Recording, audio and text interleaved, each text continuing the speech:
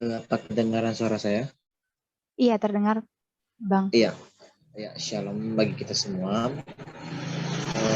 Eh, saya agak tertarik dengan pertanyaan Bang Wadiu tadi ya, kalau nggak salah saya tadi mengenai rasa takut. Eh, saya mau bertanya nih, sebenarnya kenapa sih rasa takut itu bisa tiba-tiba muncul? Padahal kita tidak menginginkan rasa takut itu sebenarnya. Kita pede sebenarnya pertama, tetapi tiba-tiba mindset kita berubah ketika ada suatu hal di depan kita yang membuat kita tiba-tiba timbul rasa takut yang berlebihan maupun yang biasa-biasa saja. Itu pertanyaan saya. Sekian Kak. Terima kasih untuk Bang Petrus. Sebelum Bang Wadio menjawab pertanyaan ini, mungkin teman-teman yang lain, Bapak Ibu yang lain, ada yang mau mengajukan pertanyaan. Nanti 2-3 pertanyaan baru pembicara akan jawab.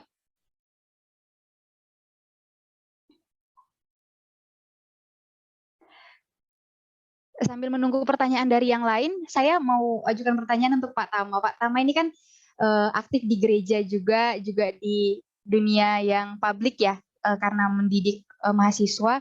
Kalau Pak Tama sendiri melihat sejauh ini Pak, apa sih kendala kita orang Kristen nggak berkembang intelektualitasnya gitu?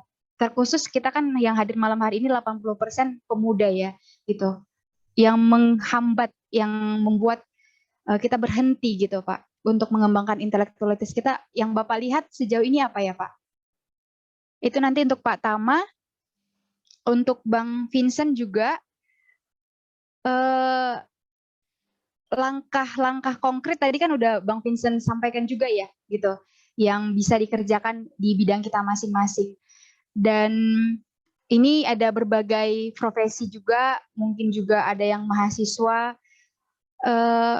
Apa yang paling dasar dulu gitu Bang, yang harus dipunya setiap orang Kristen supaya kita bisa bergerak maju? Karena tadi kan itu sudah aksi nyata yang Bang Vincent sampaikan gitu. Apa yang menggerakkan, maksudnya di satu tempat ada banyak misalnya orang Kristen, tapi satu kelompok ini bisa bergerak maju melakukan satu hal, tapi kelompok lain itu nggak ada sesuatu yang menggerakkan dia gitu. Apa sebenarnya yang membedakan kelompok-kelompok sehingga ada yang bergerak, ada yang cukup puas untuk hidup bagi diri sendiri gitu, makan gaji bulanan, tabungan diperbanyak gitu.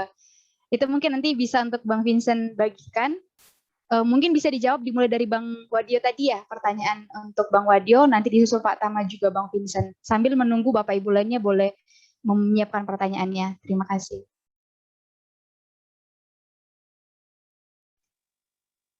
Terima kasih atas pertanyaan Bapak. Kenapa rasa takut kok bisa tiba-tiba muncul gitu ya? Mungkin kita bicara rasa cemas, mungkin gitu. Kalau dalam apa yang kita bicarakan tadi. Tapi bagi Stoik misalnya, orang-orang Stoa itu, rasa takut itu tuh adalah impuls yang berlebih-lebihan, terpikat begitu aja pada opini. Jadi ini mungkin manusia kan punya imajinasi Pak. Semua kita punya imajinasi, dan imajinasi itu sangat merdeka dan bebas ya. Kalau diungkapkan oleh Aurelius itu seperti jalan tanpa persimpangan ya. Dia mengembara kemana-mana. Dan kadang-kadang dia bisa liar. Gitu. Itu konsekuensinya kita punya imajinasi itu bisa liar ya. Mungkin dampak dosa lah. Nah karena imajinasi itu ada, imajinasi itu kan fungsinya bagus ya. Imajinasi itu adalah untuk memberi makan otak rasional kita gitu. Kita berimajinasi, para seniman, para peneliti, para aktivis memikirkan suatu tatanan yang bagus, tetapi imajinasi itu juga bisa liar. Dan tiba-tiba keliaran itu terjadi begitu aja, kita nggak tahu kenapa. Terjadi begitu aja. Ada yang kadarnya berat, ada yang kadarnya tidak. Nah, tapi kita mesti sadar kalau menurut kaum Stoa bahwa itu hanya opini. Itu opini kita terhadap sesuatu fakta yang sebenarnya tidak begitu. Jadi kita kayak itu datang menyerang gitu ya. Ya bagaimana ya, memang tidak mudah. Saya sendiri pernah mengalami itu berkali-kali ya. Tetapi inilah yang saya lakukan gitu. Dalam setidaknya saya makin tenang saat ini. memang saya menjalankan semacam laku. Saya rutin berdoa dan berpuasa untuk menenteramkan panic attack saya. Itu kalau sudah menyerang, sangat sulit untuk diredakan. Tapi saya tahu itu adalah hanya asumsi. Tapi kita tak kuasa mengendalikannya. Dia seperti mengendalikan seluruh tubuh kita. Dan asumsi itu membentuk kenyataan. Bisa-bisa kita melihat yang nggak ada jadi ada ya. Tetapi kita bergumul dan bersyukur kita punya Tuhan Yesus. Ada harapan untuk apapun ya, menenteramkan jiwa kita. Kalau kata Martin Luther dalam sebuah puisi yang saya coba ingat ya, dia bilang, rasa takut datang dan pergi, tetapi cinta Tuhan kekal selamanya, yaitu saya rasa benar ya. Jadi kalau Bapak diserang rasa cemas, percayalah Pak, itu 90% tidak terjadi. Kecuali rasa takut yang konkret ya, misalnya Bapak belum bayar listrik, yang mau dimatikan listriknya ya, itu bukan cemas Pak, itu beneran harus dibayar Pak itu. Jadi kalau kecemasan-kecemasan yang nggak ada juntrungannya gitu, muncul tiba-tiba mungkin karena suntuk ya, masukan kurang ya, tuntutan pekerjaan banyak ya, tiba-tiba mumet aja. Itu karena kita punya imajinasi, dan imajinasi itu kadang-kadang bisa liar. Tetapi di saat-saat seperti itu, kalau bisa ya menenteramkan diri mungkin, atau bertemu sahabat yang baik atau berolahraga. Dan saya yakin emosi itu bisa ditenteramkan kok. Dan saya percaya. Terima kasih. Itu aja yang bisa saya jawab. Thanks Bang Wadio. Terima kasih Bang Wadio. Bisa disusul untuk Pak Tama? Ya, saya kira ada pertanyaan terkait dengan mengapa orang Kristen gagal untuk mengembangkan kapasitas intelektualnya untuk menjadi intelektual Kristen ya. Saya kira ada beberapa hal. Yang pertama ya, kita mesti akui ada yang namanya dualisme gitu ya. Saya tadi sempat singgung dualisme antara hal-hal yang rohani dan hal-hal yang sekuler. Kita lupa bahwa semua itu sakral. Sehingga kalau kita terjebak dalam dualisme, kita memperhatikan hal-hal yang kelihatannya spiritual. Hal-hal yang spiritual kita kerjakan dengan baik di dalam pelayanan-pelayanan gerejawi. Sementara hal-hal yang kita anggap sekuler seperti belajar, ya, kemudian hal-hal yang seperti keterlibatan politik, menulis dan lain-lain itu dianggap sebagai sesuatu yang tidak penting. Kalaupun kita kerjakan setengah hati. Sehingga pada akhirnya pemikiran yang serius, pemikiran yang berbobot itu tidak masuk. Kita di gereja kita kerjakan dengan yang baik sehingga perkembangan gereja kita bisa berjalan dengan baik melalui katakanlah kontribusi kita 1-2 orang. Tetapi orang-orang ini tidak masuk ke ruang publik secara serius, di tempat kerjanya juga asal-asalan, yang penting bisa hidup. Wah, ini mengerikan. Ini salah satu penyebabnya. Saya kira kita membuat kita belajar yang penting sudah bisa hidup, sudah selesai. Berapa banyak saya dengan jemaat juga kadang-kadang ngobrol, selama sudah bisa makan, sudah bisa hidup, ada rasa enggan untuk studi lagi. Bagi saya ini mengerikan sebenarnya. Berarti Anda kerja hanya untuk makan. Anda tidak kerja untuk membawa semacam sebuah kesaksian di ruang publik. Itu satu. Jadi dualisme.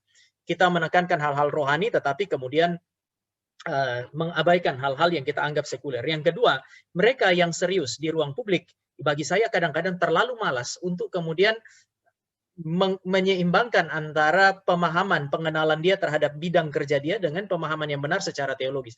Teologi kadang-kadang dianggap tidak penting. Padahal bagi saya, saudara tidak pernah bisa hidup tanpa teologi. Omong kosong itu. Nanti kita bisa diskusi, siapa yang bisa hidup tanpa teologi dalam dunia ini. Jadi, kalau saudara gagal atau saudara dan saya malas untuk mempertajam pemikiran kita secara teologis, kita tidak akan mengerti prinsip-prinsip yang benar di dalam saudara dan saya mengembangkan kapasitas intelektual kita atau menerapkannya. Jadi kita sudah belajar bidang kita mau terapkan, beres atau tidak, kan kita perlu uji. Misalnya saya studi filsafat, kemudian saya membahas dalam tesis saya, salah satu isunya adalah hati nurani. Konsep hati nurani seperti apa yang harus saya gunakan, mana yang perlu saya singkirkan, itu kan sangat bergantung keyakinan saya. Lalu kemudian saya argumentasikan untuk pertahankan.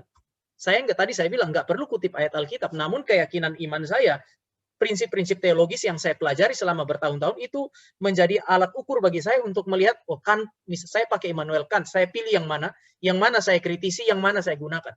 Sehingga meskipun tidak kutip ayat Alkitab, tesis saya tidak bertentangan dengan iman Kristen. Jadi kemalasan sekali lagi, ada selain dualisme ya kemalasan untuk belajar teologi. Kita sudah terlalu serakah ya, ini aspek ketiga. Terlalu serakah sehingga kita hanya menikmati berkat Tuhan di bidang kita. Kita lupa bahwa kita harus masuk ke sana. Terlalu nyaman di tempat di mana saudara dan saya belajar, akhirnya gagal untuk ambil resiko. Kenapa pemikir Kristen tidak muncul? Karena saudara dan saya sudah terlalu nyaman, sudah dapat berkat di situ, hidup dari situ. Lalu siapa yang, kalau maafkan, saya pakai istilah orang Kupang, siapa yang mau buang air di atas piring makannya dia? Kalau saya nggak mau pakai kata yang biasa dipakai orang Kupang, kasar itu berak. Nggak ada orang mau berak di atas piring makannya dia. Kenapa? Karena saya sudah makan di situ, ya saya tidak bisa kritisi pemimpin saya. Bersyukur Bung Vincent ini pegawai negeri mau kritik pemerintah, berani untuk mengkritisi kebijakan-kebijakan tidak beres. Itu seharusnya orang Kristen begitu. Saya pendeta, saya bisa kritisi itu, meskipun tidak boleh di mimbar, saya di dalam tulisannya saya atau dengan jemaat saya sampaikan. Bahkan dalam konteks tertentu, misalnya diskriminasi, saya sampaikan itu dari mimbar. Salah? Enggak. Kecuali kalau saya ajak jemaat perang, itu salah. Tetapi saudara bisa ketemu gereja Injili, sudah gagal untuk melakukan ini.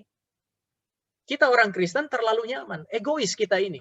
Jadi kegagalan untuk berkembang itu bisa dualisme, sudah berpikir di dalam bidang kita tapi gagal mengimbanginya dengan secara teologis. Atau yang ketiga, kita tahu tapi kita diam. Itu membuat suara Kristen itu nggak kedengaran sama sekali.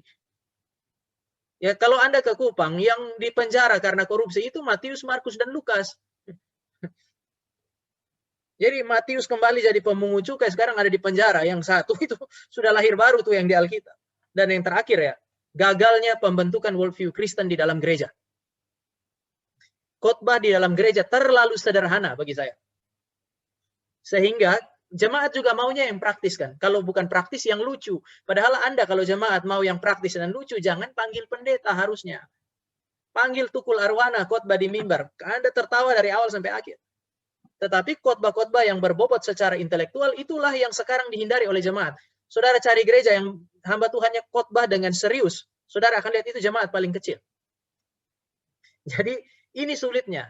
Gereja gagal untuk membentuk wawasan dunia Kristen yang nanti disuarakan oleh jemaat. Padahal kan kebenaran harus disuarakan berulang-ulang sampai itu tertanam di dalam, bukan cuma di dalam kesadaran, tapi di dalam saya pakai istilah bawah sadarnya kita, bukan ketidaksadaran ya. Di bawah sadar kita kebenaran itu harus ada. Oleh ini yang disebut sebagai iman kan. Nah ini yang nggak ada. Worldview Kristen tidak ada. Prinsip-prinsip yang benar saudara dan saya tahu, namun saudara dan saya tidak yakini. Saya kasih satu contoh.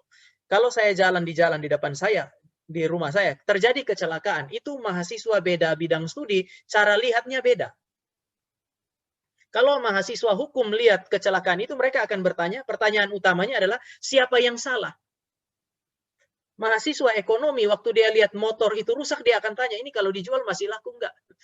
Dia enggak mau pikir itu. Mahasiswa kedokteran, pertanyaan utamanya, ini orang masih hidup atau enggak?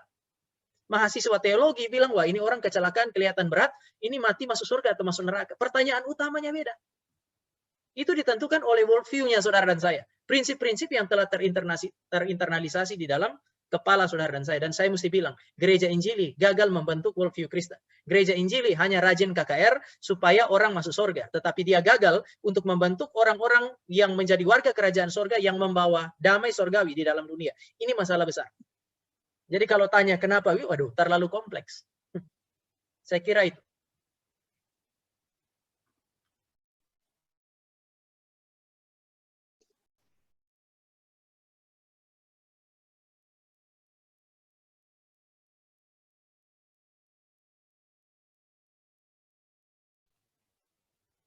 Ya Gracia hilang kali. Moderator mungkin mute.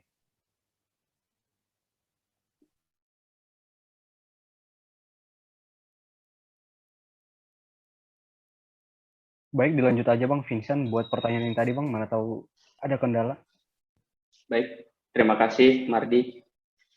Pertanyaannya bagus ya. Jadi apa sebenarnya yang membedakan ya kalau dari kalangan muda-mudi ini kalau dia bergerak di bidang intelektual dan kontribusi dalam masyarakat juga. Ya, jadi sebenarnya kalau kita lihat ya, seluruh tokoh-tokoh itu lahir dari kampus itu banyak kan. Lahir dari kampus, terdidik. Ada, saya kasih contoh ya, tadi Yap Tiam Hien, lalu kemudian tokoh-tokoh lainnya di diskusi kita sebelumnya, Iman Kristen Problema Sosial, Abraham Kuyper, dia juga dari kampus, dia juga dari jurnalis bahkan sebenarnya.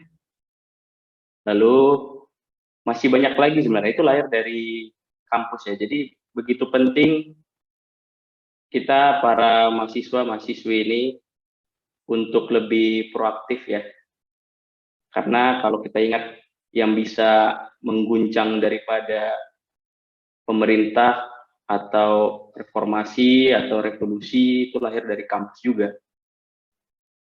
Nah, apa sebenarnya yang dikhawatirkan?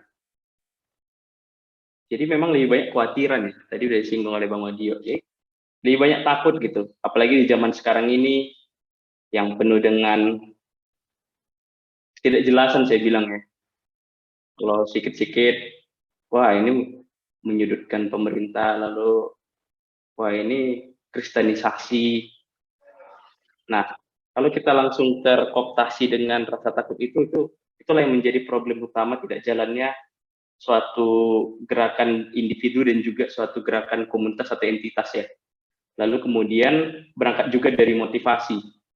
Motivasi ini yang paling penting ya. Tadi sudah saya sampaikan di paparan prinsip kunci. Kalau motivasi kita itu masih self interest yang begitu tinggi ya, self interest hanya untuk kita kelihatan hebat, seperti absensi bahwa saya sudah berkontribusi pada dunia ini, nah itu lalu kemudian paling jahat lagi itu untuk motivasi uang ya. Nah itu yang paling bahaya teman-teman. Nah lalu kemudian keberanian ya, ini yang paling penting sebenarnya yang dipupuk oleh teman-teman. Keberanian ini maksud di sini bukan kita langsung sifatnya itu radikal ya. Ya banyak tahapan-tahapannya lah dengan cara-cara yang elok.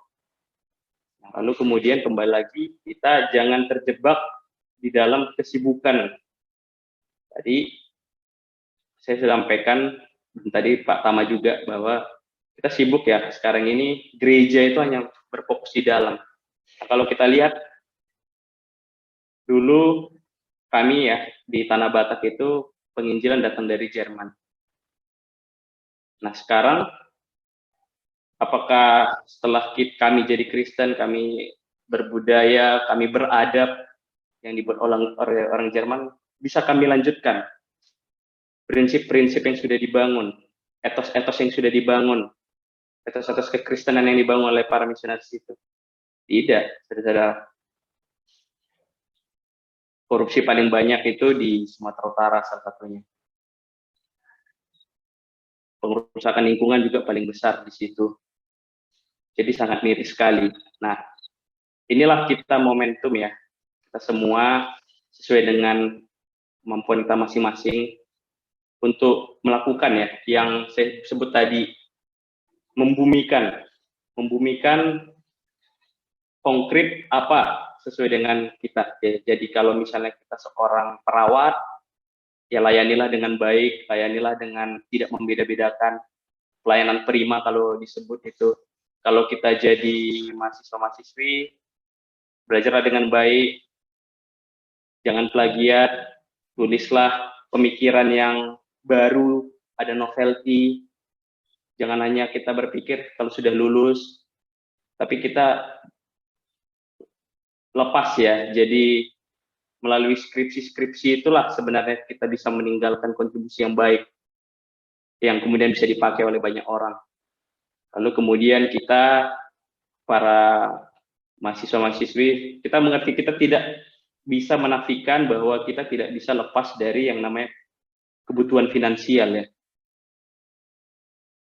Tapi begitu miris kita melihat begitu banyak talenta-talenta terbaik di kampus, itu malah tidak mau bergabung menjadi aparatur sipil negara yang begitu banyak sebenarnya ruang pekerjaannya. Ada yang jadi peneliti, ada yang jadi perekayasa untuk teknologi, ada yang jadi perencana. Nah, sehingga yang masuk di dalam birokrasi atau ruang publik, yang mengurusi ruang publik itu hanya yang second class, third class bahkan. Yang first class-nya itu karena masih sibuk ya di urusan duniawi ya. Aduh, nggak ada duitnya ini kalau jadi ASN gitu. Nah, ini yang harus sama-sama kita renungi. Jangan sampai sekarang ya secara demografi daripada ASN itu sendiri, itu semakin sedikit ya orang-orang Kristen. Apalagi yang menduduki di jabatan-jabatan yang sifatnya eselon ya. Ada struktural, manajerial. Bahkan itu kurang dari 10% gitu. Nah, ini yang kemudian yang harusnya kita punya rasa bahwa wah ini problem gitu. Nah, lalu kemudian sebagai yang terakhir yang bisa saya sampaikan, melakukan sesuatu itu jangan kita pikir langsung besar, wah maunya gini-gini. Gak ada, kesempurnaan itu nggak akan tercapai ya. Jadi lakukan yang sebisa kita sesuai dengan bidang kita. Baik tadi saya sebutkan, sekarang kondisi negara yang begitu berat, kalau sanggup, patuhilah, bayarlah pajak motor, pajak bumi bangunan, lalu kemudian bayarlah BPJS Anda, karena sifatnya itu cross subsidies ya, bagi yang membutuhkan. Jadi ada cara-cara yang sederhana yang bisa kita jalankan sebagai tanggung jawab kita kepada Tuhan dan juga kepada sesama kita. Nah, itu aja dulu dari saya. Terima kasih. Oke, baik, makasih Baik, buat terima Bang Vincent. kasih. Oke, dipersilakan moderator Asli. Ya, maaf, saya tadi kehilangan jaringan. Terima kasih untuk Bang Vincent.